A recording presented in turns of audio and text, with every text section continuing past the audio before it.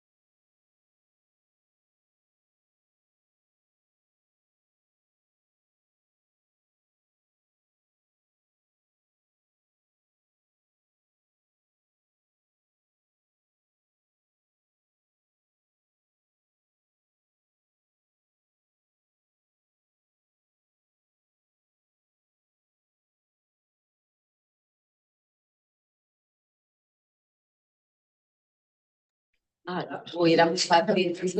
Gracias. El dedo mágico. Bueno, para las personas que estáis en virtual, ahora sí que nos escucháis, ¿verdad? Sí. Bueno, hemos hecho una brevísima presentación de las personas que van a animar este taller. Sofía Munevar, de la región de Nouvelle-Aquitaine, Thomas Brunel, de la NCT, y Dominique Vaillancourt, del Departement de Pyrénées-Atlantiques. Y bueno, Jean Vivals y yo, Pilar Maza, que estaremos para asistir si hay otro tipo de preguntas más técnicas de la convocatoria. No sé si Jean vas a comentar algo antes. Non. Non, enfin, sauf si vous avez peut-être des questions déjà, avant de passer au du sujet des ateliers, si vous avez déjà des questions sur la première partie. Non. Ok, donc Émilie, Romain, Sophia, à vous. Si on peut utiliser la présentation comme ça, on commence action par action, typologique d'action. Es que nosotros no tenemos la pantalla. Sinon, tout le monde a on est sur les donc voilà. C'est pas ça, c'est complexe. Et donc, on a 4 points de vue d'action. On va peut-être expliquer chacune s'il y a des questions, essayer de les répondre. Mais l'idée aussi, c'est de vous entendre, de discuter si vous avez des idées de projet, voir si ça rentre bien dans les objectifs de ces blocs d'action. Et voilà. L'idée, c'est de faire quelque chose de participatif, pour répondre aux questions. Voilà.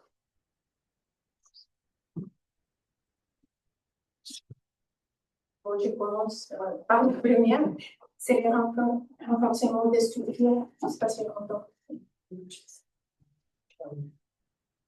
Donc, la première, c'est le renforcement des structures de coopération transfrontalière et des stratégies de coopération territoriale. Donc, il y a une attention particulière au sol où il n'y a pas forcément de structures qui sont déjà consolidées ou bien développées sur les territoires. Donc, cette typologie d'action qui ça dynamiser la coopération entre acteurs d'un côté et l'autre de la frontière. Y un poco fuerte, si no. Hay que hablar más fuerte. Je sais. Et voilà, donc, il est ouvert notamment aux entités publiques, mais aussi aux organisations, aux entités qui ont un caractère transfrontalier, notamment les GECT, mais il y a aussi les consortiums transfrontaliers. Il y a les GIEC, c'est les groupements européens d'affaires et d'économie. Il y a les clusters et les associations transfrontalières. Voilà. D'abord, la régulation. Après, la deuxième action, c'est l'idée, c'est de développer des actions de participation citoyenne qui visent à renforcer les capacités de coopération de ces acteurs. Donc, voilà. Il est ouvert aux associations, aux organisations de la société civile qui cherchent à améliorer la coopération entre acteurs de la société civile.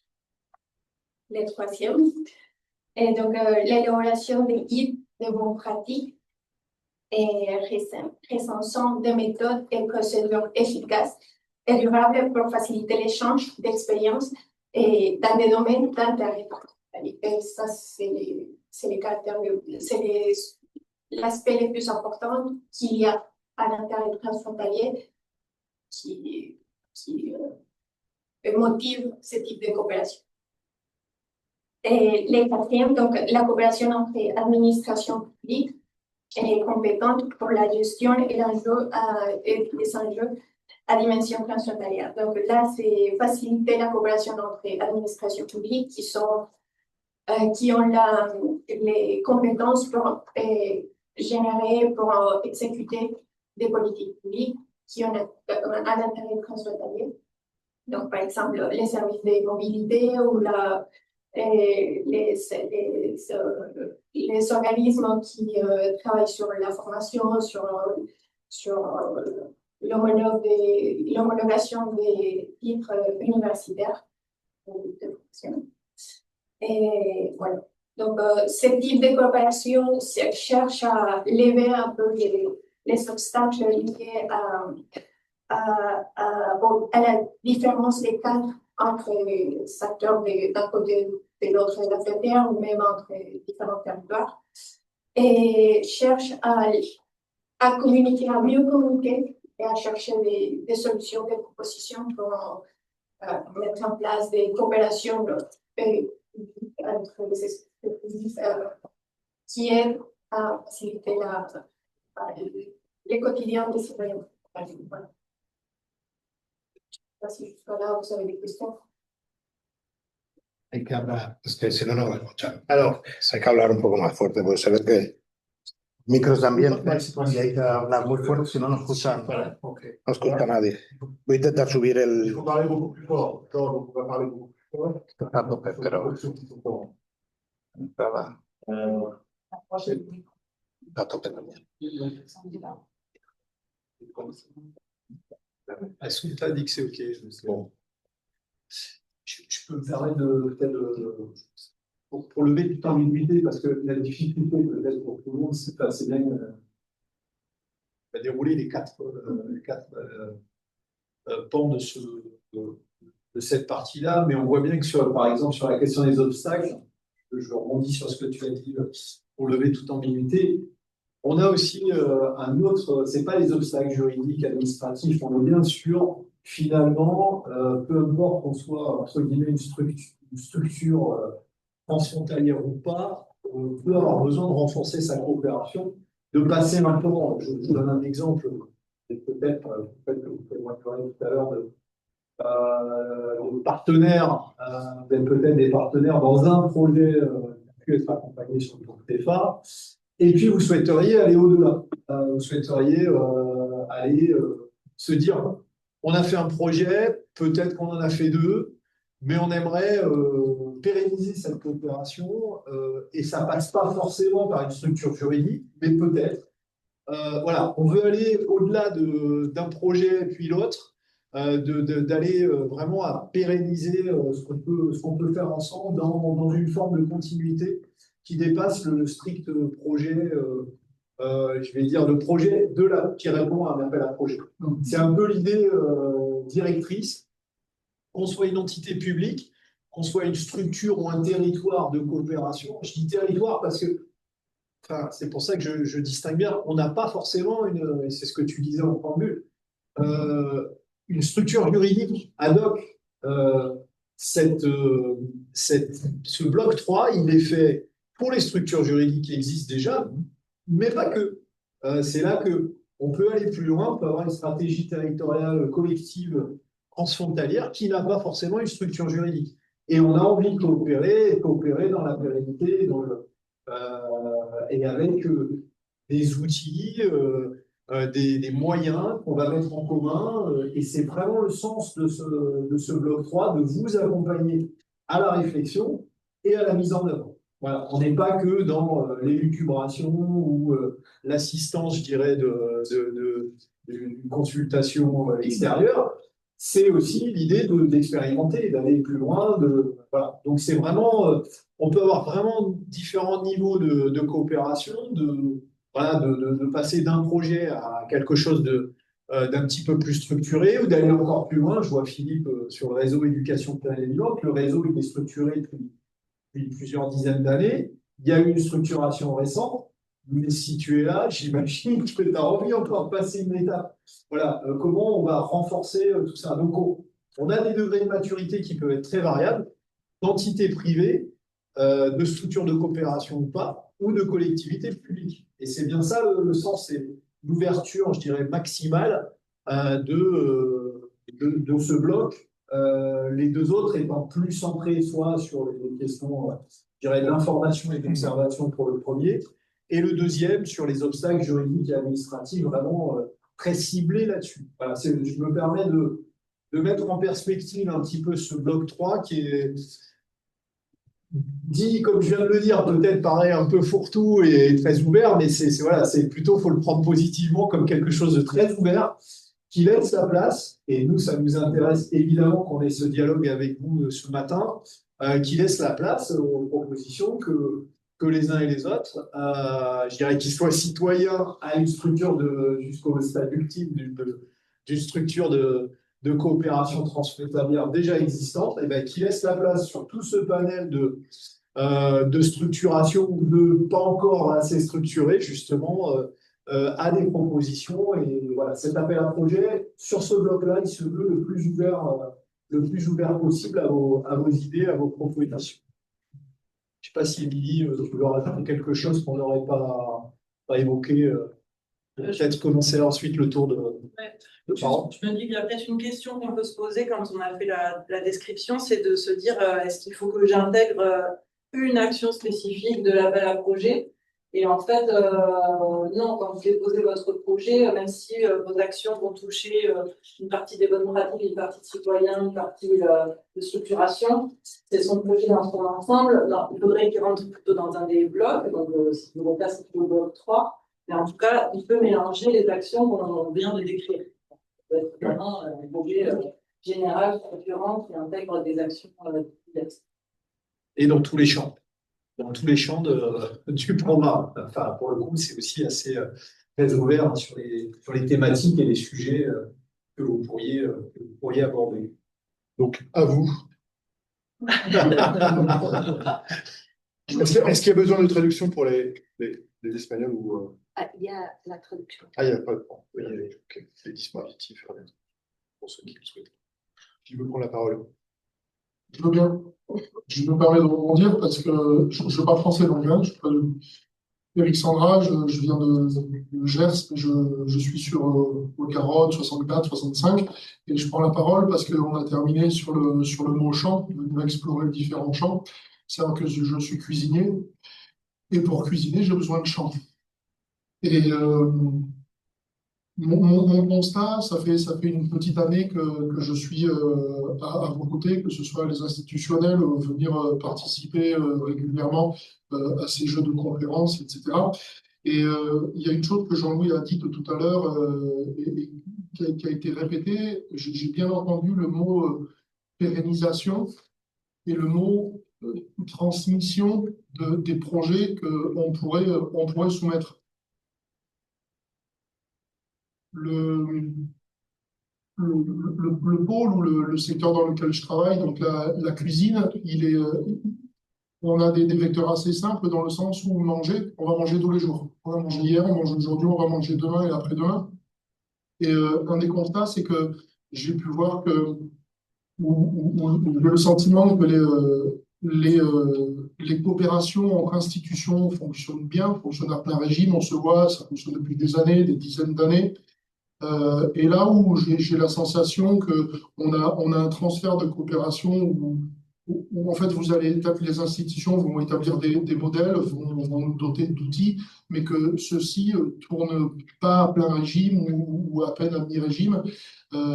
Et donc, mon propos est le suivant, c'est que je vois beaucoup d'actions qui viennent fédérer les producteurs, les artisans, donc de nos différents terroirs. J'ai bel et bien le territoire Poctefa, qui est aussi un terroir, comme moi je vais l'entendre en termes de cuisinier.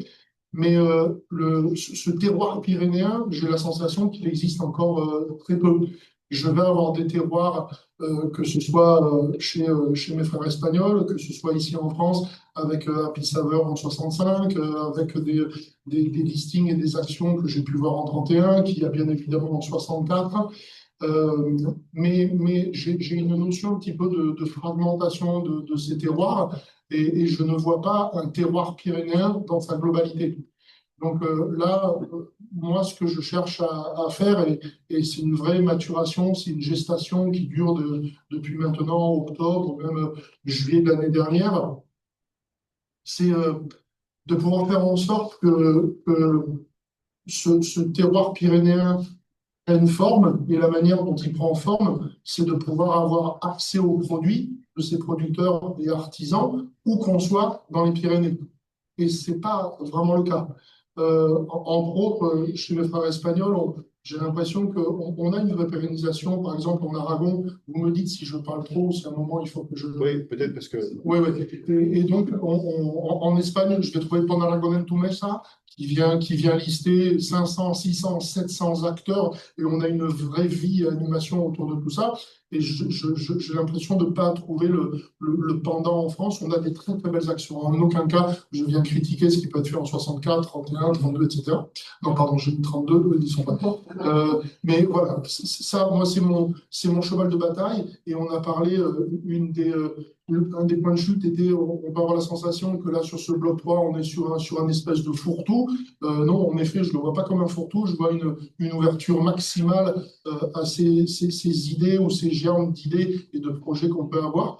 Et moi, j'en suis porteur. Donc, je continue à prendre le temps de la gestation et j'aimerais pouvoir venir aussi bien fédérer, pas forcément de l'institution, mais dresser des routes logistiques, des points de passage, des points de transfert logistique, que ce soit sur les frontières franco-espagnoles, franco-andorranes, hispano-andorranes. Voilà, merci. Vous avez déjà des contacts, Oui, un angle d'attaque? ouais, en fait, j'en ai beaucoup. Je suis encore dans le cadre d'une identification. Avant de venir porter une action, le cas échéant, je m'oblige, j'ai besoin d'avoir la meilleure lecture possible du terroir, du territoire, des acteurs, qui fait quoi. Et là, le cas échéant, je vais venir m'y inscrire.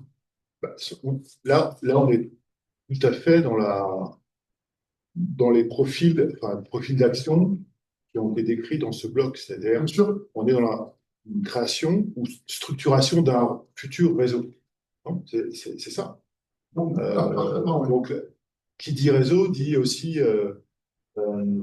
état de l'art, voir un petit peu ce qui existe, enfin, tout ça dans un seul et même projet. Et il y a un mot aussi très important, c'est que vous avez la possibilité dans ce bloc de créer des pilotes, comme je l'ai dit tout à l'heure, pour préparer la future programmation et donc d'avoir un projet beaucoup plus vaste sur la prochaine programmation. Donc, ce bloc d'objectifs spécifiques vous permettra de faire le pont entre deux programmations et d'asseoir votre réseau pour avoir un plan de travail beaucoup plus vaste pour la prochaine programmation. Bien sûr, avec grand plaisir.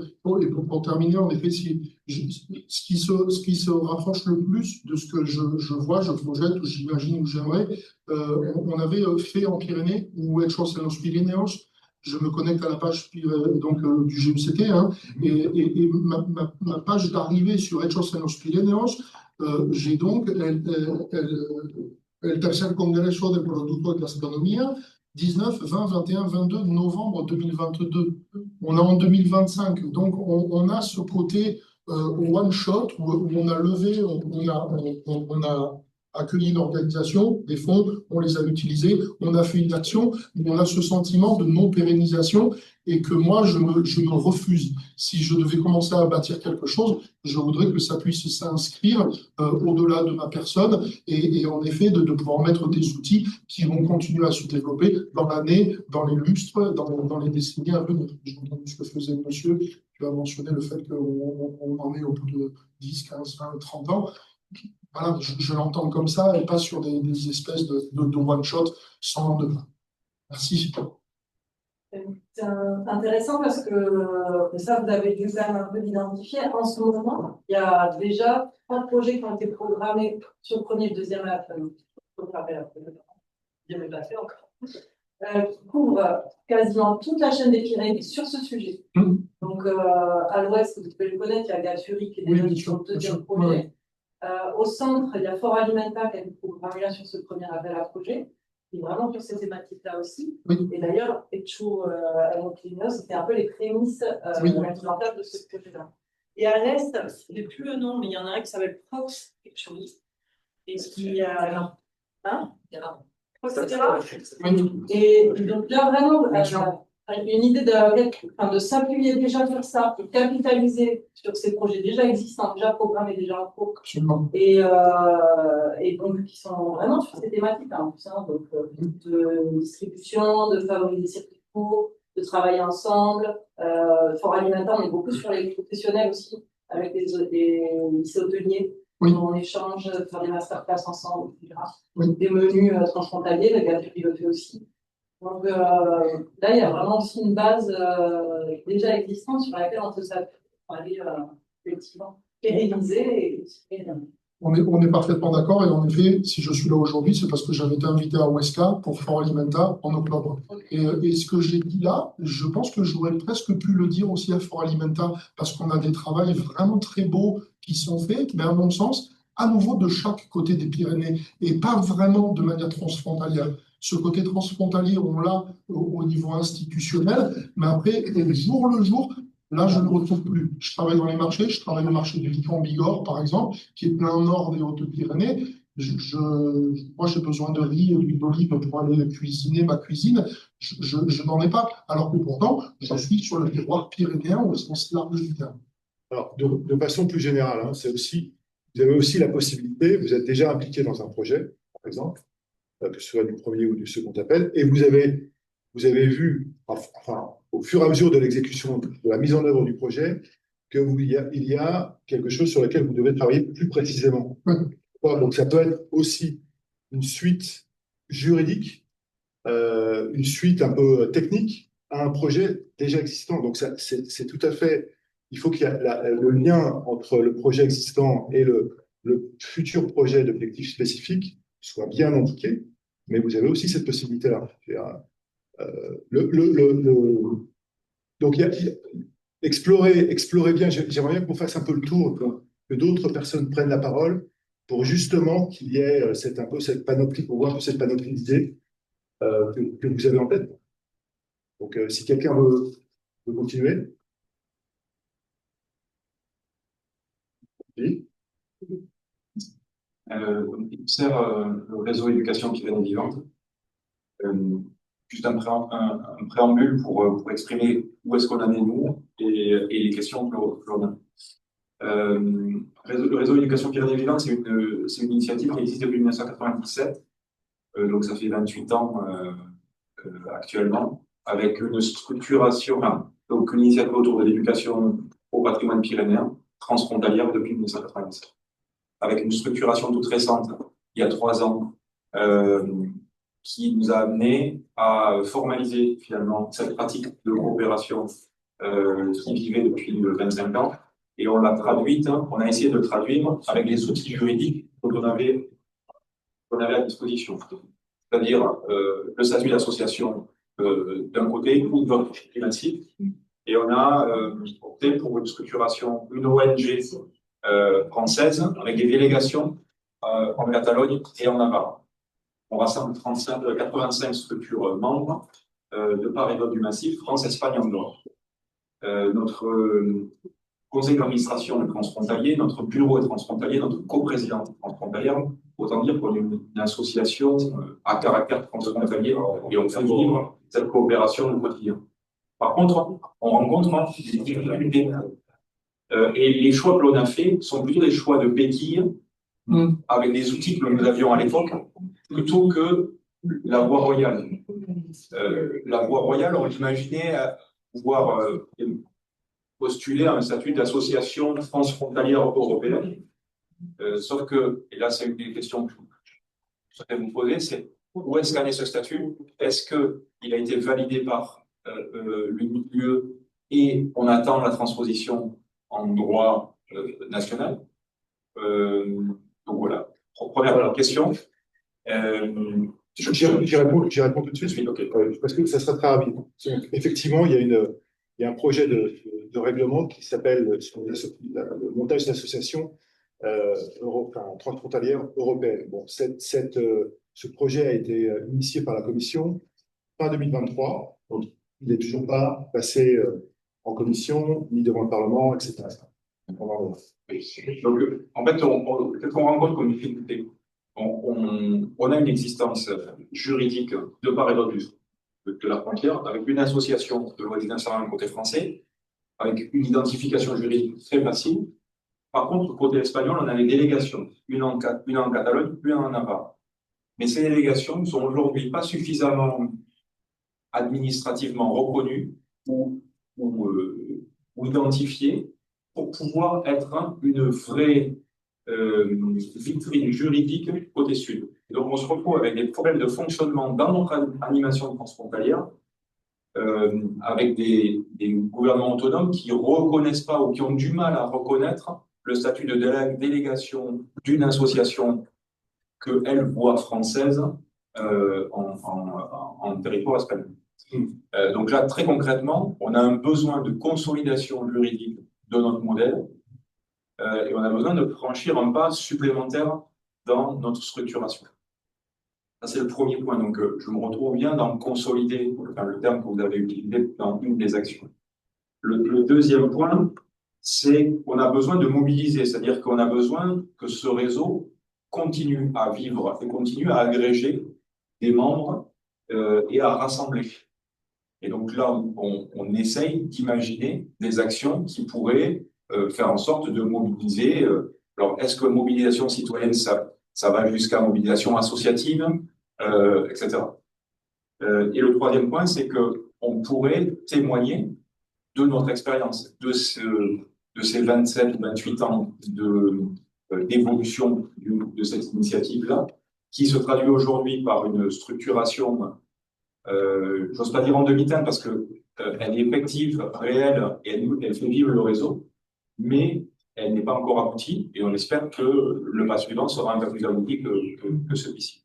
Donc, contribuer à des bonnes pratiques, contribuer à présenter et à faire connaître une initiative pyrénéenne qui est sûrement une initiative en Europe quasi unique, parce qu'il existe des réseaux d'éducation à l'environnement sur des massifs, mais structurés comme le nôtre, il n'existe pas en Europe. Donc, il y a une possibilité aussi pour qu'on puisse contribuer à faire connaître à la fois les réussites et les difficultés auxquelles on est confronté. Donc, ma question, c'est est-ce que finalement, une telle initiative pourrait être éligible à Objectif Interreg Bloc 3 avec ce trio consolidé, mobilisé et témoigné. Qui veut répondre? Je ne sais pas.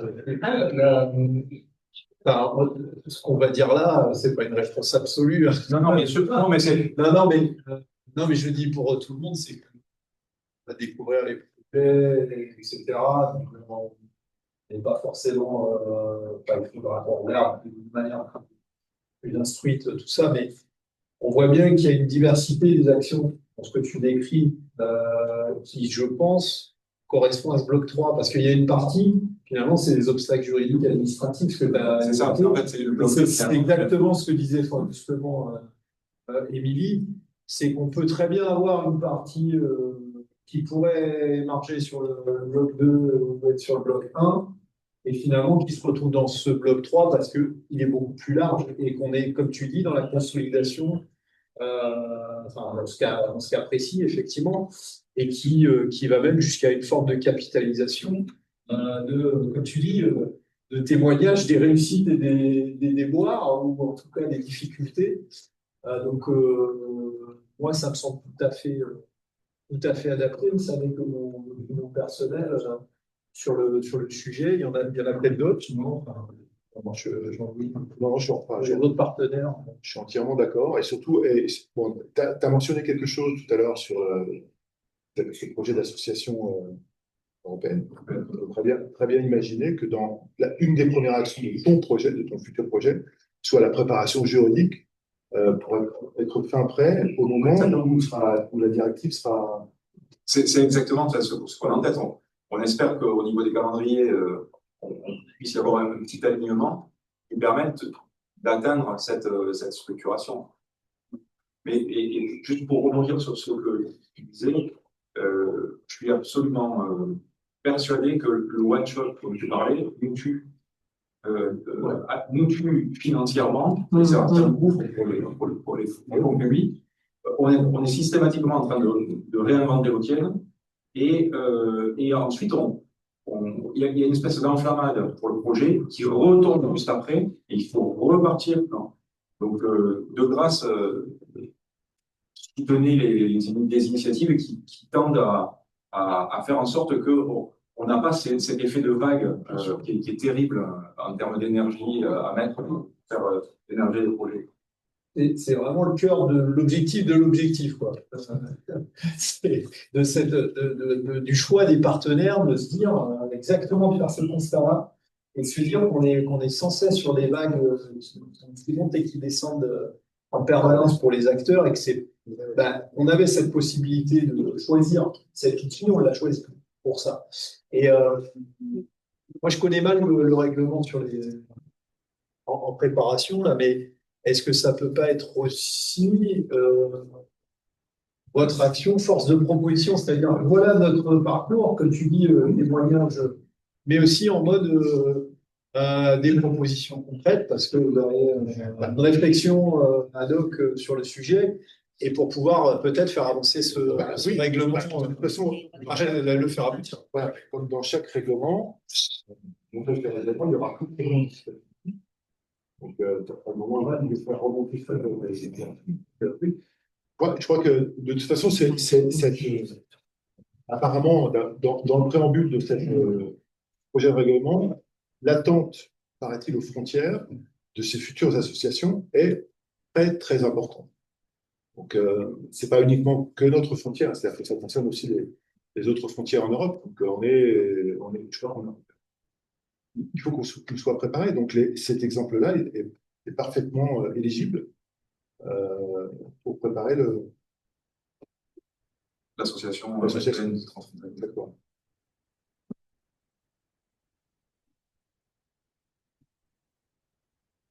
Nous,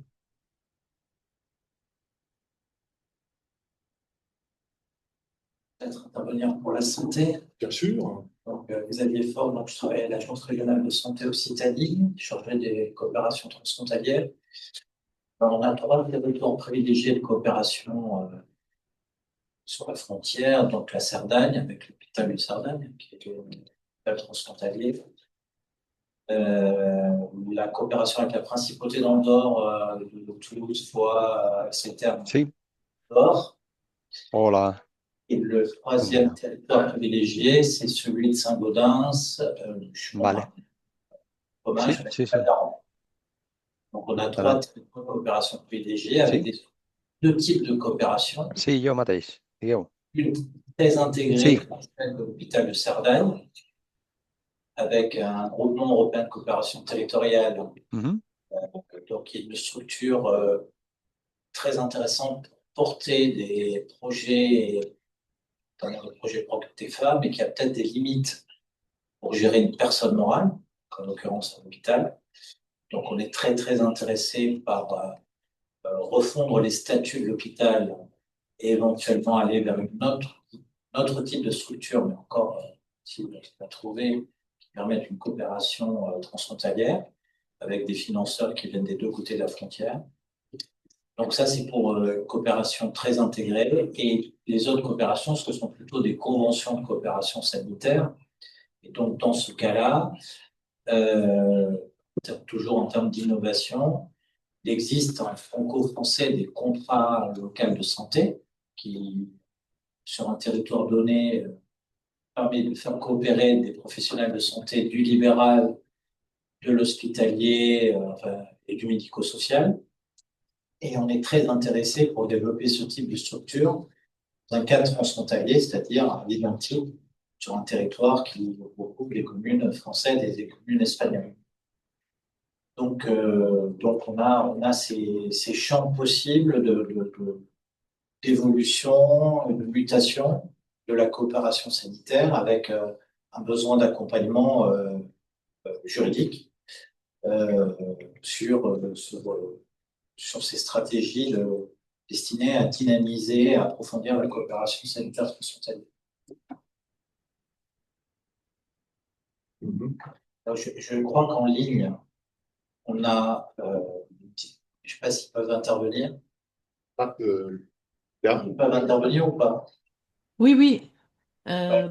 Bonjour à tous. Bon, je vois que Assunta dégaine plus vite que Xavier Conny.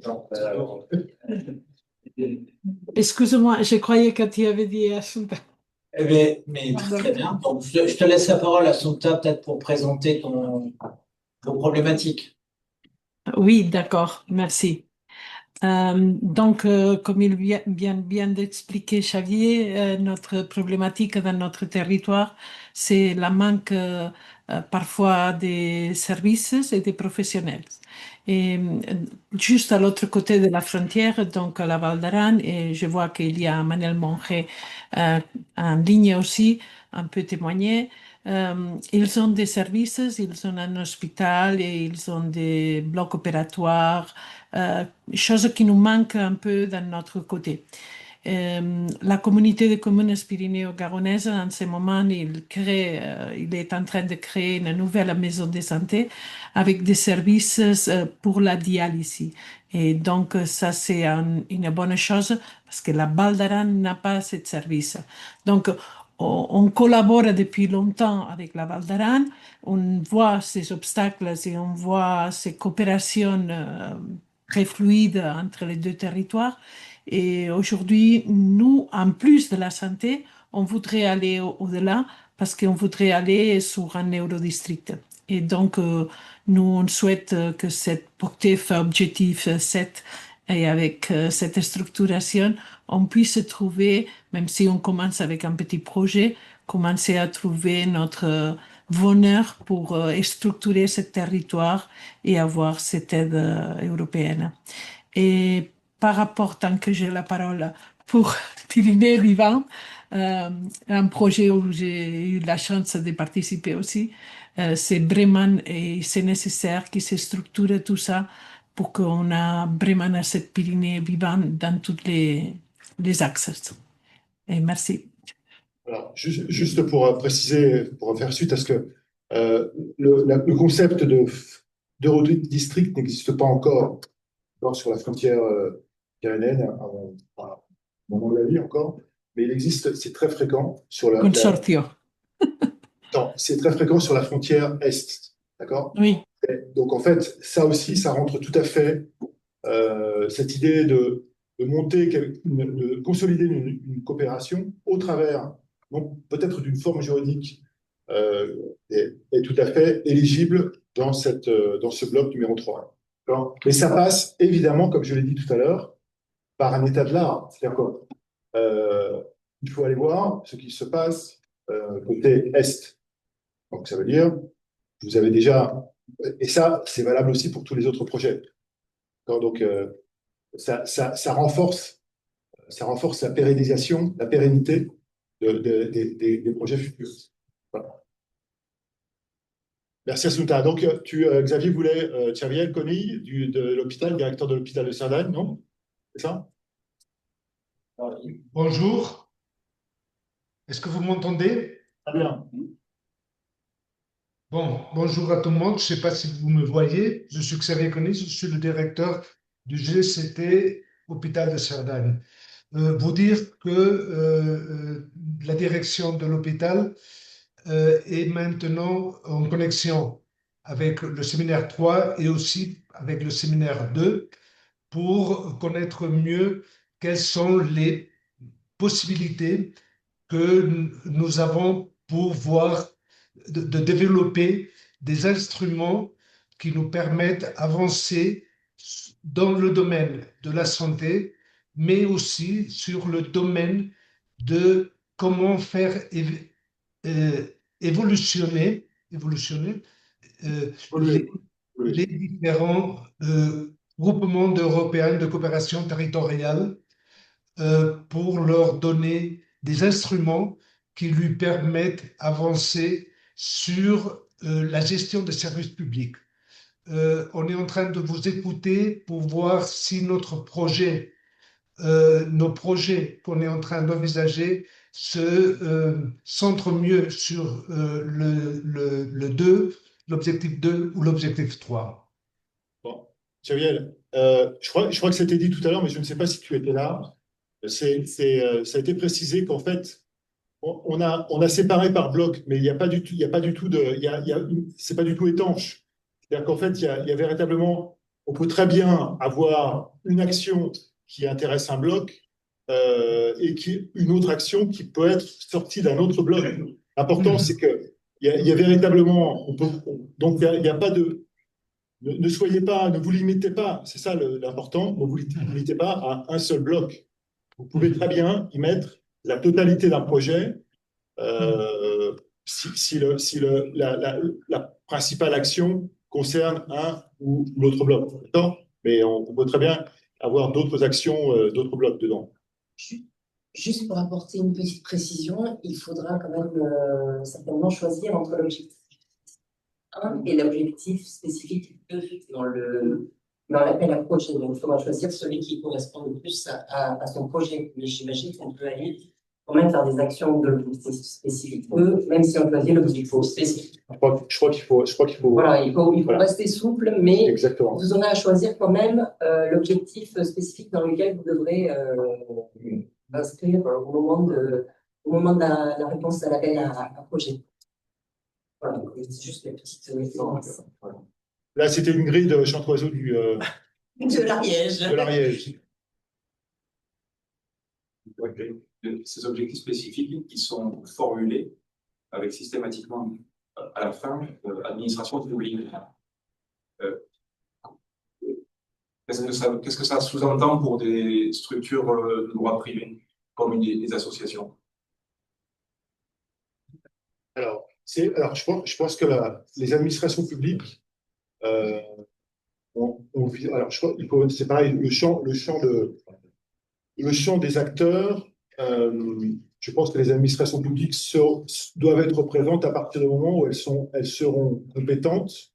Par exemple, on parlait de l'ARS Occitanie ou de l'hôpital de Cerdagne. Donc, sur une thématique de résolution d'obstacles ou de structuration de santé, il est évident qu'on a besoin d'un partenariat d'administration publique.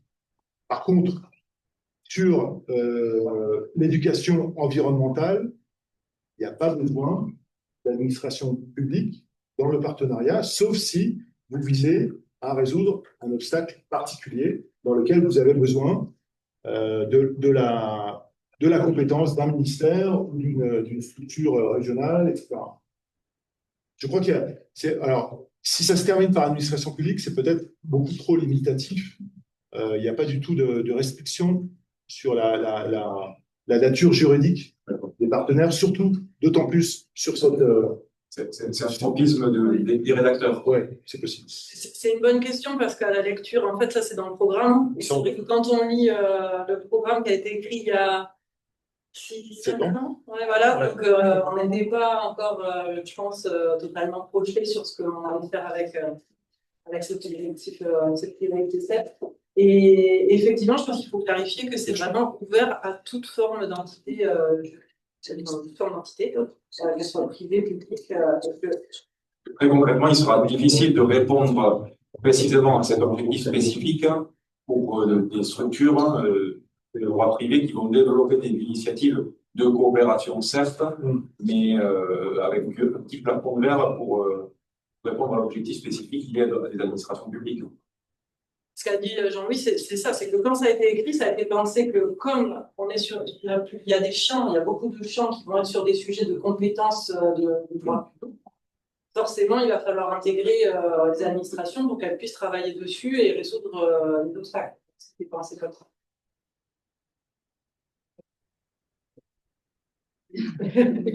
Donc, je suis à l'écoute et je parle en tant que côté stratégique, mais aussi côté opérationnel, d'accord? En tant qu'autorité nationale, mais aussi d'évaluatrice. Et donc, je pense que un des atouts de cet appel à projet est le côté démocratique, vous avez parlé, et le côté participatif. Que ce soit un blog ou soit démocratie, mais en tout cas, je pense qu'il faut tenir compte, évidemment, de cet équilibre public-privé, de l'appui, bien sûr, l'appui institutionnel, mais pour nous, institutions publiques, nous, autorités, avoir que cela se concrétise sur une proposition. Ce retour, votre retour, je veux dire, des acteurs des projets, moi, c'est l'une des choses que je vais apprécier le plus. Bien évidemment, que ce soit construit sur l'île bien alignée, mais qu'il y ait effectivement des échanges publics-privés. Je crois que, à mon avis, c'est des éléments les plus intéressants. Nous attendons un peu de patience. Si vous parlez de retour, c'est parce qu'il y a eu une perte de vitesse ou à un moment ça fonctionnait et après il y a eu. Pardon, je joue sur le mot, et d'autant plus si vous êtes espagnol par défaut. Pero ya el retorno es que a punto funcionaba o funcionaba mejor y ya se está esperando que empiece otra vez una. Je pense qu'il faut travailler là-dessus, pour approfondir. Et en général, pour moi, c'est mon point de vue. Je ne dirais pas quand même dans il n'y a pas de relation entre les institutions et disons, les approches quotidiennes. Il faut parler ensemble.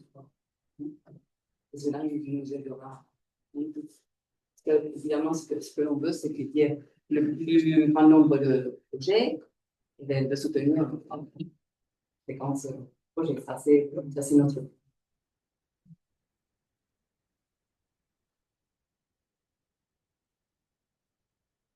D'autres remarques, d'autres commentaires, d'autres questions?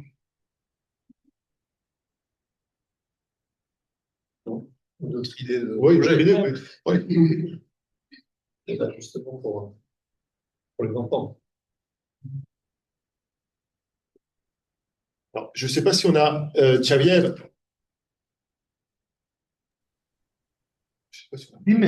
Dígame. Je ne sais pas si on a répondu à ton interrogation, en fait. Oui, parfait, parfait. Mais on va se maintenir dans les deux sessions. Hein? Okay. Et on va essayer de pouvoir présenter, comme on a encore un peu le temps, on va travailler pour pouvoir présenter un projet seul ou en combinaison avec d'autres GCT de l'espace transfrontalier entre la France et l'Espagne, pour avancer sur des sujets en relation au fonctionnement en interne des GECT.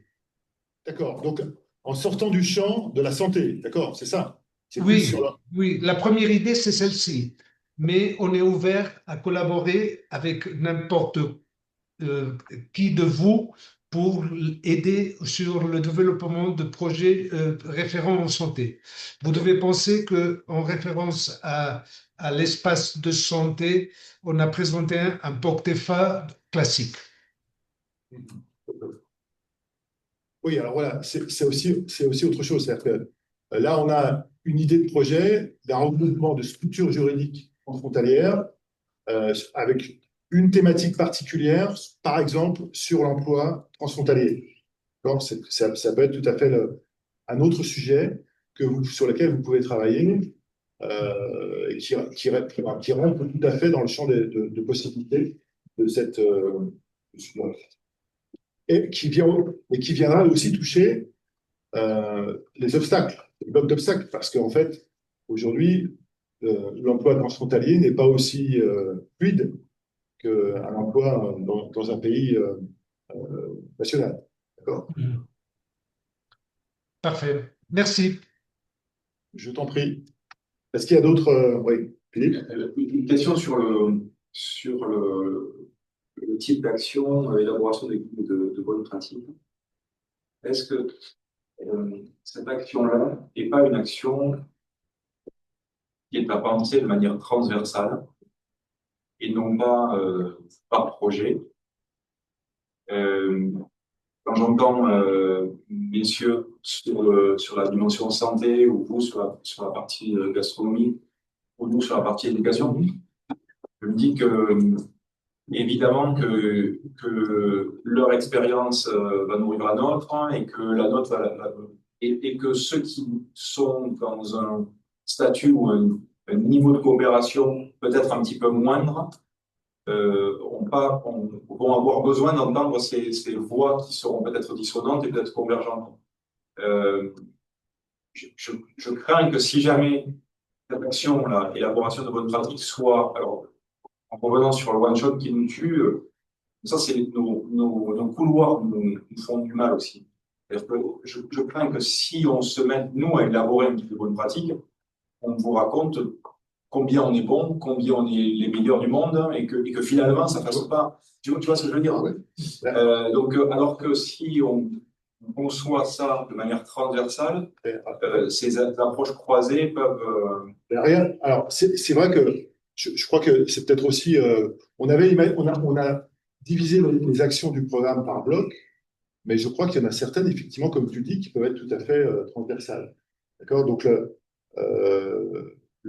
par contre, c'est sportif à organiser. Ah oui, non, mais c'est ça, c'est ce que j'allais dire. Est-ce que auriez-vous le temps de monter un projet, par exemple, vous, transversal sur comment monter, quelle bonne pratique pour monter un projet de coopération, un bon projet de coopération. Et donc là, vous racontez vos expériences à travers un guide de bonne pratique. Ça pourrait être ça, ou alors ça peut être des projets en silo avec une action qui rassemble les projets. Bien sûr. Je pense que, encore une fois, on est dans l'expérimentation, donc on n'est pas dans la rigidité d'un programme, d'un appel à projet classique. Donc, si vous êtes, comme le disait Ingrid, il faut choisir un, mais si vous naviguez entre plusieurs, c'est pas ça qui vous rendra inéligible. S'il y a véritablement une valeur ajoutée à votre projet, quel qu'il soit, ça sera noté en considération. Ça prend en considération. Mais par contre, imaginons qu'il y ait plusieurs initiatives en silo qui soient rassemblées par une action qui soit commune à chaque silo, enfin à chaque projet en silo. Et évidemment que l'action ne sera pertinente que si les 3 ou 4 projets sont eux-mêmes retenus. Donc, il y a une certaine fragilité dans le montage. Oui, alors là, moi, j'entends, je pense que tu dis, et on a en effet une forme de transversalité interbloc, 1, 2, 3, mais aussi de transversalité de thématiques. Et donc qu'un projet général puisse lui-même porter plusieurs thématiques. On parlait de santé, on parlait d'éducation, on parlait de cuisine du terroir. Et on est bel et bien sur les mêmes fondements de rapprochement des blocs ou des parties prenantes importantes. Et ce même guide de bonne pratique ressemble assez étrangement à ce qui sûrement serait sous-jacent à un projet général interconnecté. Ça me fait penser à votre initiative de la CTP sur la capitalisation. Enfin, Sur les communautés thématiques, tu veux dire? Oui. Oui, bien sûr. Non, mais attention, enfin, encore une fois, hein, on revient dans le contexte, on contextualise. C'est un appel à projet doté simplement de 11 millions. C'est pas non plus quelque chose enfin, sur laquelle on pourra avoir des projets enfin, tu vois, de dimension très importante. Mais il peut y avoir des petites choses esquissées. Bien sûr. Pas forcément très coûteuses, qui permettent au moins de démarrer quelque chose. Enfin, parce que vous dites que c'est un peu aussi une préfiguration de ce qui va se passer plus tard, quoi. Oui. Non, vas-y. Juste par rapport à cette idée, il y a peut-être moyen aussi déjà de penser avec des projets qui existent et qui existent, qui ont déjà été qui sont déjà retenus dans d'autres appels à projets et des moyens de fonctionner en commun, si vous voulez aller là-dessus sur des bonnes pratiques. C'est effectivement attendre le fait que tout le monde soit retenu, ça risque d'être un petit peu risqué comme etc. Donc, peut-être partir sur des comptes qui existent déjà et je pense associer aussi des partenaires qui sont passés dans les mêmes thématiques. Ouais, mais bon, on est toujours confronté à une barrière, en tout cas des contraintes administratives et juridiques qui ne nous permettent pas d'attendre de recevoir des propositions pour ensuite peut-être imaginer une proposition commune. Entre guillemets, vous êtes obligé, il y a deux façons de faire, ce que tu citais, c'est-à-dire on a l'initiative de la CTP qui va faire une communauté thématique et peut-être justement organiser cette réflexion pour ensuite produire en général des projets communs qui vont s'emboîter. Et la difficulté qu'on a, c'est la deuxième solution, c'est qu'on est obligé d'attendre les propositions que vous allez nous faire, de constater qu'il y aurait des choses qui pourraient s'emboîter mieux ou faire des paires. Je ne sais plus comment on dit en français, ça paraît. Et quand je parle français, je ne fais pas comment dire en français. C'est juste que je ne trouve pas le mot. Et puis, se dire ça sera pour la suite. Parce qu'en fait, on ne pourra pas le prendre en compte maintenant. Parce qu'on n'a pas les capacités juridiques et administratives de le faire. Sur d'autres programmes, ça peut se faire, faire modifier une idée. Chez nous, ce n'est pas le cas. Donc, sur le code TEFA, ce n'est pas comme ça. On l'a déploré plusieurs fois, mais c'est comme ça. Donc, par contre, on s'en servira pour la suite. À mon avis, on aura matière à capitaliser tout ça, peut-être, pour la suite, soit sur des projets communs, je dirais, entre guillemets, hors POC-TEFA, mais qui permettraient de faire monter des projets sur un futur appel à projet POC-TEFA, par exemple, ou dans le futur programme. Je pense qu'il y a des choses sur lesquelles on peut identifier justement des sujets ou des thématiques communes qui nous permettraient peut-être d'écrire le prochain programme. C'est aussi ça qui sert des projets actuels pour écrire le prochain projet sur 28. On l'écrira avant.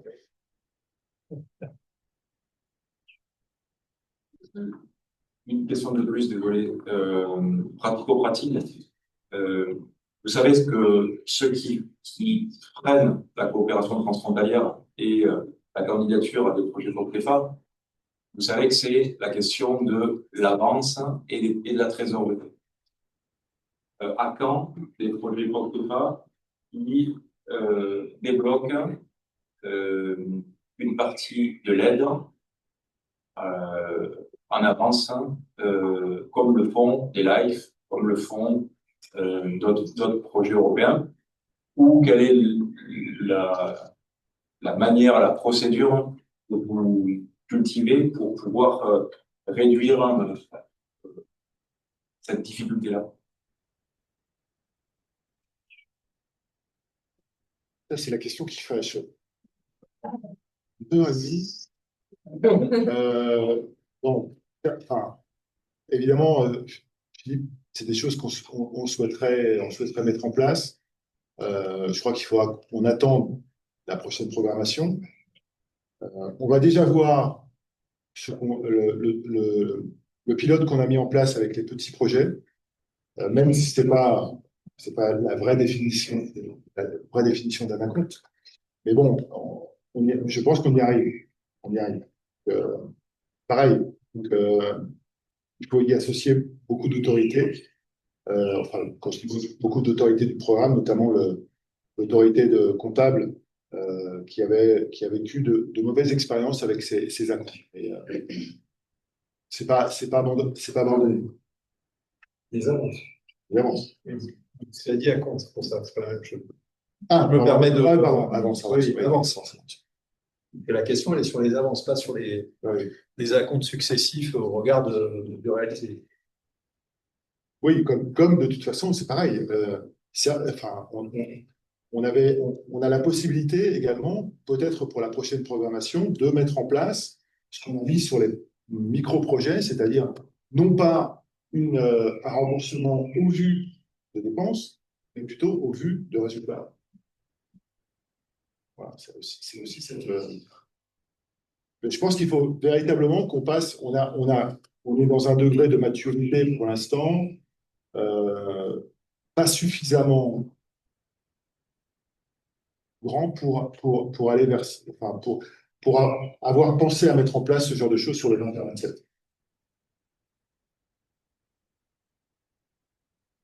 Oui. Ouais.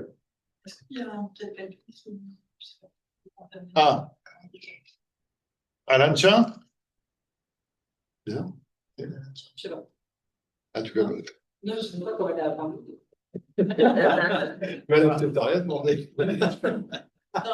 D'ailleurs, elle a juste là. Elle a fait peur. Est-ce qu'il y a d'autres projets, peut-être en ligne ou dans la salle, d'autres propositions, d'autres idées, des questions?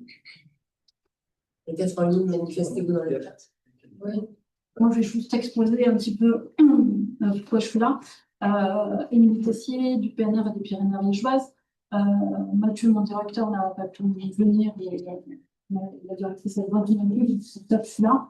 Moi, je suis plutôt partie administrative et finance. Donc, l'opérationnel, c'est pas trop mon truc. Mais juste, voilà, nous sommes déjà engagés dans 2 projets portefeuille, le premier appel à projet. Nous avons candidaté sur le deuxième appel à projet pour 3 projets différents, dont un pour le PP3M, donc Parc pyrénéen des 3 Nations, pour lequel nous sommes chefs de file. Et en fait, on est juste là en se disant, au cas où nous ne serions pas retenus voilà, sur le deuxième appel à projet, que peut-être voilà, ce 3e appel à projet soit une nouvelle porte pour le PP3M. Donc ça, c'est la question.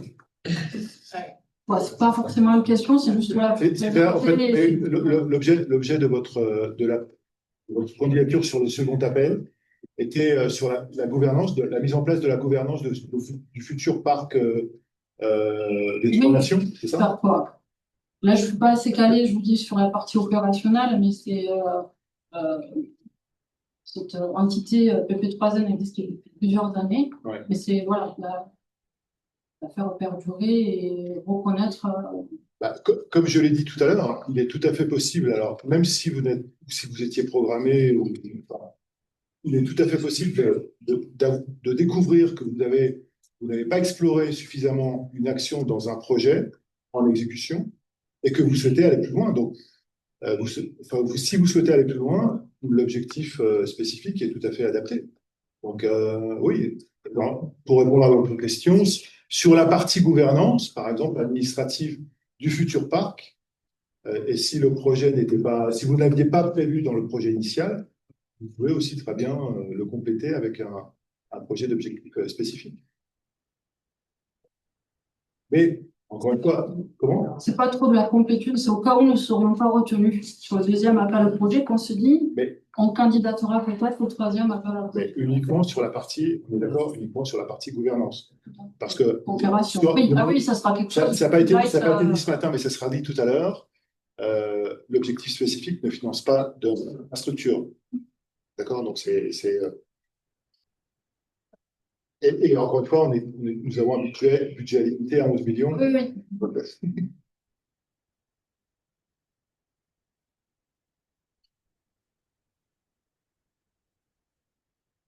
Alors, bon, s'il n'y a pas d'autres commentaires, simplement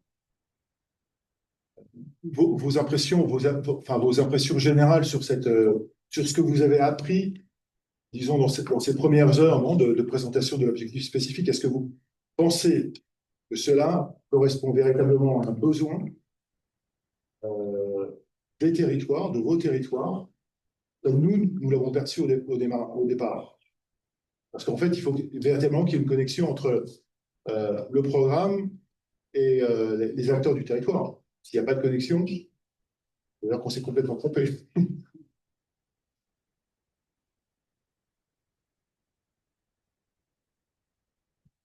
Ok. Oui, je pourrais éventuellement. Donc, Hermine Andreu représente le réseau Hydroscopia. Nous, on travaille tout ce qui est les enjeux du changement climatique liés à l'eau. C'est-à-dire, on est un réseau transfrontalier entre. Plutôt, on commence, mais après, on a l'intention de se développer plus loin. On a commencé du côté des Pyrénées orientales et plutôt les côtés de la Catalogne Sud.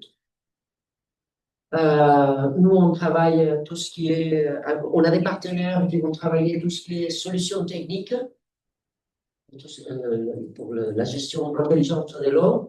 À la fois qu'on travaille avec des partenaires institutionnels type universitaire, avec des centres de recherche qui peuvent apporter toute la partie des connaissances, des transferts de connaissances, justement. On travaille avec des partenaires publics qui souhaiteraient mettre en valeur tout ce qui est le patrimoine et la partie culturelle de l'eau.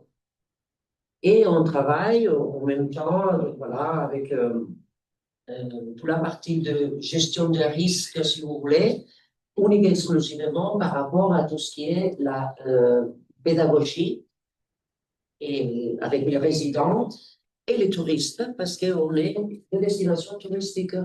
Nos résidents peuvent voir aussi. Donc, on travaille une partie de l'éducation, on va après échanger avec vous. Et voilà. Donc, ici, aujourd'hui, on est là parce que nous aussi, on a présenté un projet Hydroscopia Region de régénération à la priorité 5 tourisme pour le deuxième appel à projet POCTECFA. Dans cet appel, nous, on a proposé déjà certainement des actions qu'on a co-créées avec tous nos partenaires. Sachez qu'on parle autour d'une soixantaine de partenaires, institutions, entités, musées. Il y a un peu de tout, comme vous pouvez observer. Il y a Valais de l'autre côté, Veolia, à niveau d'entreprise. Voilà. Donc, on a toute une checklist d'actions et on a déjà déposé ce projet avec la création d'une formation certifiante autour de l'eau entre les universités de Perpignan, l'Université de Girona, l'Université de Vic et les campus des métiers d'excellence récemment créés de l'eau Perpignan. Nous avons proposé, entre d'autres actions, je mentionnais tout simplement les actions les plus importantes, au plus rapidement explicables là, rapidement. On propose aussi tout ce qui est la participation citoyenne à travers de tout ce qui est la gouvernance et dans un espace de open space de participation citoyenne. Et là, le conditionnement de certaines routes touristiques à niveau de l'accessibilité et l'intégration de tout ce qui est la partie de sensibilisation par rapport à tout ce qui est l'eau. Actuellement, pour cet appel à projet, nous, on se disait il faut consolider ces réseaux. Donc, on souhaiterait créer on l'appelle consortium hydroscopie parce qu'il va falloir vraiment qu'on écoute les expériences d'autres entités que je suis en train d'écouter très attentivement. Donc, pour nous, c'était plutôt une figure juridique, une structure juridique, probablement un type consortium transfrontalier. Ensuite, on souhaiterait aussi donc, consolider aussi les actions pédagogiques à travers de la création d'une chaire transfrontalière de l'eau. Et donc, il existe déjà certaines chaires de l'eau. Concrètement, du côté catalan, donc Catalunya Sud, nous avons la Càtedra de l'Aigua, donc qui travaille tout ce qui est territoire, biodiversité et eau. Et donc, de l'autre côté, on souhaiterait complémenter avec l'Université de Perpignan. Donc, on souhaiterait complémenter avec toute la partie des solutions techniques et la partie patrimoine, culture et tourisme. Comme ça, on travaille, on ne se met pas les pieds les uns sur les autres, on partage les données de recherche et on essaye de co-construire et de surtout partager et de créer des synergies. En même temps, cette chaire elle sera reliée à la création d'un Living Lab Hydroscopie qui sera normalement, on est en train de voir maintenant, on est en train de le travailler. Donc, ce sera notamment situé probablement dans une structure existante déjà qui parle de l'eau, donc comme la maison de l'eau. Maison de l'eau, je ne sais pas si vous connaissez. C'est une structure extraordinaire où l'on peut vraiment faire un labo. Et là, on peut intégrer donc les 3.2, participation citoyenne. Et finalement, donc, on souhaiterait faire une espèce de preuve pilote par rapport à ce que j'ai entendu tout au début de la présentation d'aujourd'hui. Je n'ai pas retenu le nom de la dame qui a participé tout au début, la première personne qui a interpellé. Donc, elle a parlé surtout des échanges culturels. Et ça tombe très bien parce que nous, ce qu'on souhaiterait, c'est justement essayer de faire l'étude de viabilité ou de faisabilité de la création de l'embryon de ce qui pourrait devenir les futurs itinéraires culturels du patrimoine de l'eau européenne avec les conseils de l'Europe. Ils sont déjà très intéressés par rapport à cette proposition. Et donc, nous, on souhaiterait évidemment financer la première partie quand même dans toute la synergie de création de ce consortium, la chaire de l'eau avec les Living Labs, et ensuite, donc, l'itinéraire de conseil de l'eau, l'embryon de ce qui pourrait devenir cette future itinéraire. Et donc, en élaborant une guide de bonnes pratiques, probablement. Ah oui, on relit tout. Non, de comment il faut créer l'itinéraire culturel. Oui, c'est ce qu'on a pensé. Vous allez me corriger. Non, c'est très bien. Sauf que là, on est dans un autre type d'exemple. Et là, vous avez toute la difficulté de monter deux projets en même temps. Imaginons que le projet soit Hydroscopia soit programmé et que vous continuiez à travailler sur l'autre projet. La frontière entre le mélange des actions, le mélange des dépenses, etc., est très, très ténue. C'est-à-dire qu'elle est vraiment... c'est extrêmement, comment dire, très fin et extrêmement dangereux, surtout pour des acteurs qui n'ont pas d'expérience, enfin, qui ont très peu d'expérience dans les projets de coopération. D'accord, donc ça veut dire que tout à l'heure je parlais d'explorer une action particulière d'un projet déjà en exécution. Donc ça, c'est tout à fait possible. Mais là, si vous vous lancez dans trois actions différentes qui sont déjà plus ou moins identifiées dans le projet du second appel que vous avez déposé, vous voyez, en fait, c'est complémentaire, en fait. Hein. C'est une continuité, c'est consolidé. Oui, c'est complémentaire. Mais les évaluateurs, parce que vous allez faire référence au projet déjà déposé, les évaluateurs vont capitaliser, oui, bien sûr, hein, c'est la capitalisation. Il faut bien que ça soit décrit dans votre candidature, oui, que les actions, même si elles sont complémentaires, ne vont pas démarrer en même temps, que les dépenses seront bien identifiées, etc. C'est ça toute la difficulté de lancer deux projets pratiquement en même temps dans des appels. Enfin, c'est vrai que c'est la première fois que le COCTEFA lance 11 appels successifs. Donc, il est évident que toutes ces choses-là doivent être vues bien décrites dans les différentes candidatures. Je ne sais pas si vous êtes d'accord avec moi. Pardon, s'il vous plaît, où se trouve la maison de l'eau? La maison de l'eau, c'est au boulot. Au boulot. Les maisons de l'eau dans la Dour aussi, en vallée de la Et les Dour. maisons de l'eau, nous, on travaille avec tous les partenaires. Il y en a une autre, il y a le Musée de l'Aigua, Sant Hilari Sacalm. Et ensuite, vous trouvez le Musée de la Méditerranée, à Torrelles. Et on travaille aussi avec les musées d'Alter, qui ont plusieurs. Il y a le Musée d'Alter, voilà. Il y a plusieurs. En fait, on a découvert un insight. Hein. C'était quelque chose qu'on en avait besoin de se mettre en raison. Et c'est pour ça que. Pour résumer ce que je dis, ne vous compliquez pas la tâche non plus. Ne soyez pas non plus trop. Voilà. Ne vous compliquez pas la tâche. No, oui, d'accord. Hay un participante online que pregunta si tiene encaje la siguiente idea de proyecto.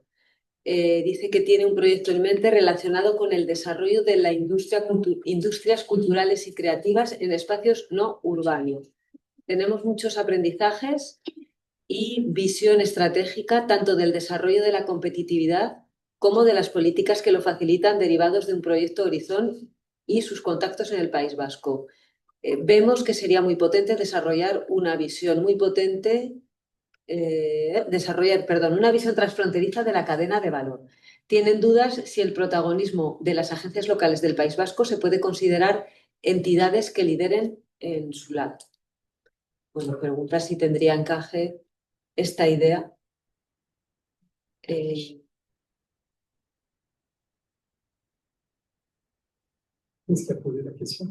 Luis Berasategui. No sé, Luis, si quieres, puedes abrir el micrófono y hablar, que te escuchamos.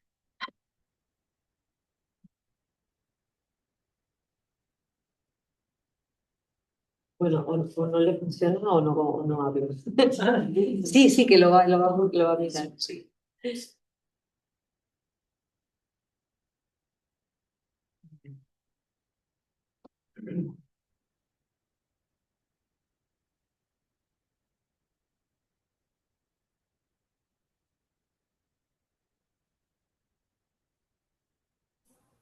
Sí, a ver. Bonjour. Bonjour, te ¿Me oye? escuchamos. Sí. Sí, siento que no hablo francés, ¿eh? Hay traducción, intérpretes, no hay problema. Nada, pues nada, muy buenos días a todas y todos y muchas gracias por vuestra iniciativa. Sí, teníamos dudas un poco si sobre todo lo que es lo que denominéis como línea 3, si un proyecto que tiene que ver, digamos, con una visión concretamente, digamos, dentro de las industrias culturales y creativas, debido un poco a la concentración de actores en espacios urbanos, los espacios urbanos se ven un poco, digamos, desfavorecidos, etcétera, y lo que de alguna forma requieren de un desarrollo de oportunidades, de desarrollo de competitividad. Nosotros hemos desarrollado dentro del marco de un proyecto europeo, una hoja de ruta con una definición un poco estratégica de cómo se puede desarrollar esas actividades en clave de competitividad en territorios, ¿no? En territorios, estamos hablando de Islandia, estamos hablando de las Azores, ¿no?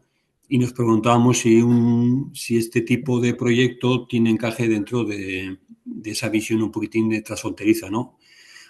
Hay una parte que es de políticas, pero hay una parte importante también que es de desarrollo, digamos, de músculo y oportunidades de negocio dentro de la cadena de valor de este sector, ¿no? Y pensamos que igual un poco en esa visión transfronteriza, etcétera, pues podría tener encaje, ¿no?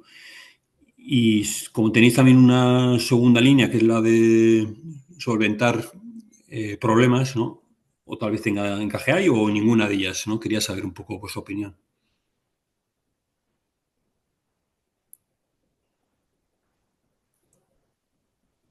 ¿El territorio en el que se desarrollaría vuestro proyecto es todo el espacio Poctefa? Porque como has citado otros lugares con los que habéis trabajado. Sería un planteamiento de espacio Poctefa. digamos que tenemos los actores a nivel del País Vasco, básicamente agencias locales que tienen a su vez dentro de las agencias locales, sabéis que bueno, dentro del País Vasco la entidad de alguna forma que se ocupa del desarrollo de la competitividad de partes del territorio son las agencias locales. Y concretamente hay dentro de las agencias locales del País Vasco hay 3 que son urbanas que han manifestado el interés en desarrollar esto. Pero evidentemente la visión sería una visión transfronteriza. Trataríamos de buscar un sentido un poco de unidad cultural en ambos territorios.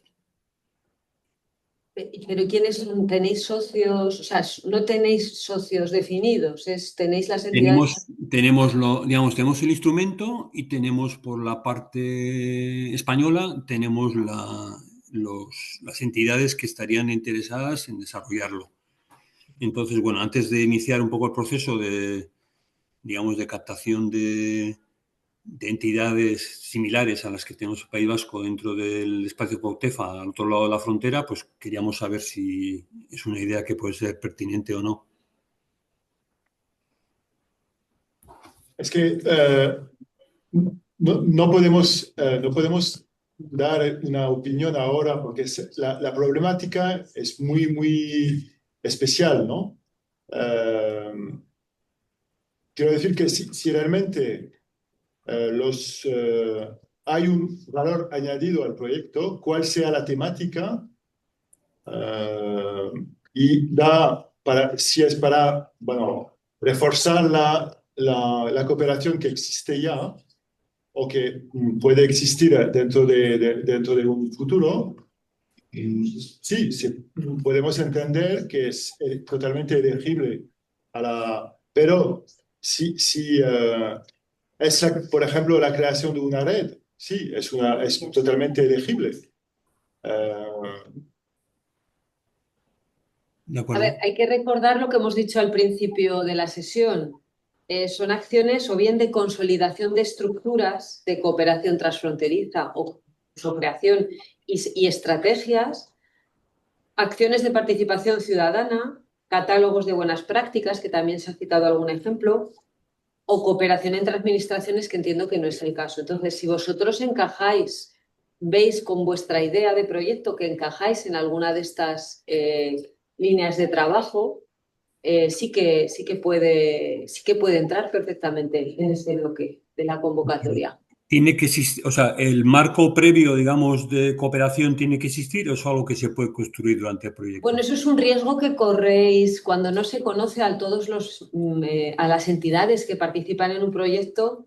Nosotros siempre recomendamos pues, que haya habido pues, un conocimiento previo, una preparación conjunta entre todos del proyecto.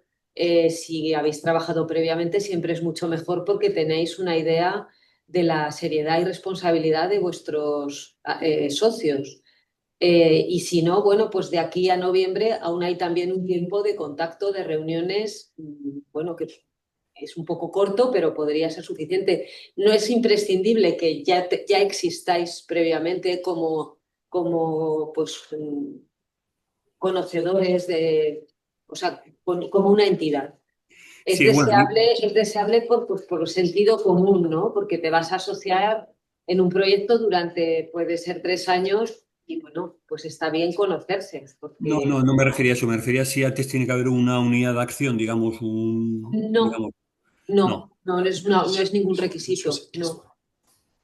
Sí, entendido. De acuerdo, gracias. Muchas gracias. Nada.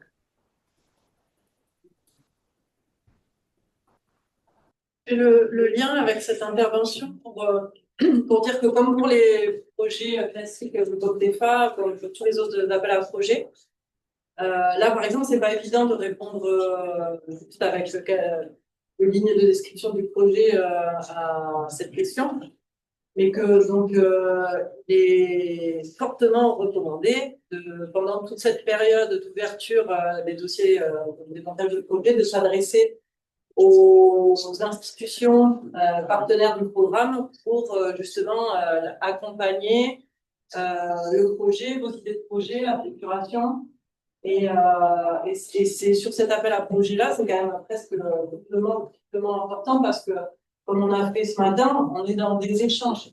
C'est pas un cadre fermé et très développé. Donc, l'idée, c'est aussi qu'on puisse échanger le plus possible pour pouvoir voir comment les projets vont pouvoir entrer dans cet appel à projet et nous aussi vous aider là-dedans.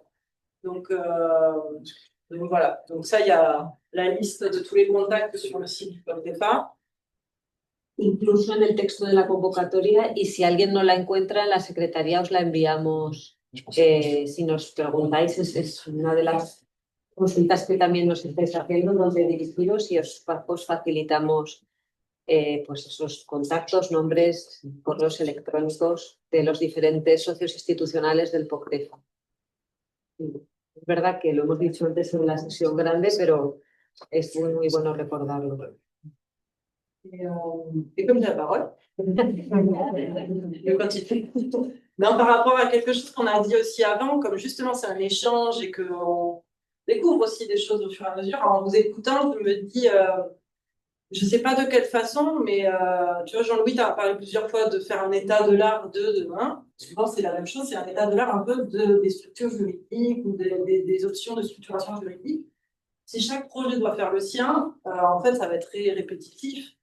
Je ne sais pas de quelle façon on pourrait, c'est un peu nous de notre côté, mutualiser cette information pour que déjà il y ait une base soit mise à disposition pour que chacun n'ait pas à faire ce même travail dans le cadre de son projet, mais qu'il y ait déjà quelque chose d'un peu général où on voit, parce que là, rien que là, en 1 heure, en 2 heures, on a parlé d'Eurodistrict, de consortio, de GECT, d'associations franco-baillères. Donc, comme on est sur ce bloc 3 de la structuration, c'est vrai que c'est un sujet qui va revenir. C'est simple, c'est vrai que c'est un sujet qui va revenir, mais aujourd'hui, je pense qu'on n'est pas suffisamment armé pour avoir connaissance de tous les projets qui pourront sortir. Par contre, suite à ce premier appel d'objectifs spécifiques, faire un catalogue de bonnes pratiques juridiques avec un profil Eurodistrict, avec un profil, etc., pourquoi pas? Parce que donner la continuité à tout ça, à toutes ces initiatives, c'est vrai que s'il y a une étude juridique sur tel ou tel sujet, la mettre à disposition, disponible pour tout le monde, pour préparer la prochaine programmation également. Aujourd'hui, je ne sais pas comment on peut faire, je n'ai pas encore La mission opérationnelle transfrontalière avait fait ce travail un petit peu de recenser des solutions. Je ne sais pas s'il a été actualisé. J'ai en tête un travail il y a quelques années. Mais, voilà, c'est peut-être un sujet qui n'a pas déjà fait actualiser. Je pense qu'ils ont quand même des ressources. C'est peut-être à aller voir. Mais ils ont quand même des ressources, je pense, qui sont assez actualisées au fil du temps, notamment au regard des expériences des acteurs et comment avance. On parlait tout à l'heure de l'hôpital. L'hôpital a fait avancer, l'hôpital de Cerdagne a fait avancer un grand nombre de sujets. Rien que par un projet, on a réussi à finalement à se dire alors là, on a ce problème-là, comment on le résout. Et je pense que la botte suit ça avec attention pour essayer justement de capitaliser ce sujet-là, donc peut-être à creuser. Et après, moi, j'avais une autre intervention sur on ne vous a pas demandé ce que vous vouliez attendre de nous. C'est-à-dire comment on pouvait vous aider je dirais, au-delà de cette journée, peut-être, ça peut être aujourd'hui, puisqu'on vous pose la question, mais demain aussi, comment on peut vous aider à avancer dans la préparation de votre projet pour répondre à cet appel à projet. Moi, ça m'intéresse de voir ce que vous pourriez avoir comme besoin. Peut-être que vous ne l'avez pas consolidé encore, mais ça peut être une manière pour nous de se dire, parce que nous, hors cette journée-là, si je me trompe, vous m'arrêtez si je me trompe, mais on n'a pas prévu d'après jusqu'au dépôt des candidatures, même si pour autant, et ça n'engage que moi, Philippe, j'entends ce que tu dis sur le fait qu'à un moment donné, on peut que parce qu'il y a des projets qui sont chacun dans leur couloir, peut-être que ça. Enfin, moi, ça me fait écho à ce que nous, on pourrait, pourquoi pas, imaginer dans 2 mois, peut-être, de se dire, bah, tiens, qui est intéressé pour partager ce qu'il fait là dans son couloir et qui pourrait être finalement partageable. Donc ça n'engage que moi. C'est pas une proposition du partenariat, c'est juste une réflexion que j'ai à l'instant qui fait écho à ce que tu disais et qui me dit que nous, on pourrait, pourquoi pas, faire aider comme ça et se dire, tiens, il y a peut-être un partage au moins d'informations sur ce que chacun fait quand il sera plus abouti dans 2 mois et de se dire, tiens, il y a peut-être des connexions à faire sur telle ou telle action. C'est vrai que c'est aussi la première fois où on a une plage temporelle relativement large. Il faut s'en servir. Ouais. Bueno, yo tengo que decir que a las 12 teníamos que cerrar, que nos esperan unas breves presentaciones finales antes de la comida, del cierre y de la comida. Bueno, tomamos nota de esa iniciativa. Se pueda comentar algunas cosas que damos hasta que se cierre la convocatoria. De momento, la semana que viene hay un webinar muy técnico para ayudar a cuestiones muy generales a las candidaturas, para todos, pero sobre todo a las que tienen menos experiencia. Os animamos a que os inscribáis. Y en cualquier caso, muchísimas gracias por participar en este. La verdad es que han salido iniciativas muy diferentes y reflexiones muy interesantes. Cerramos también online para pasar al plenario a la Zoom, a los virtual. Muchas gracias. Gracias.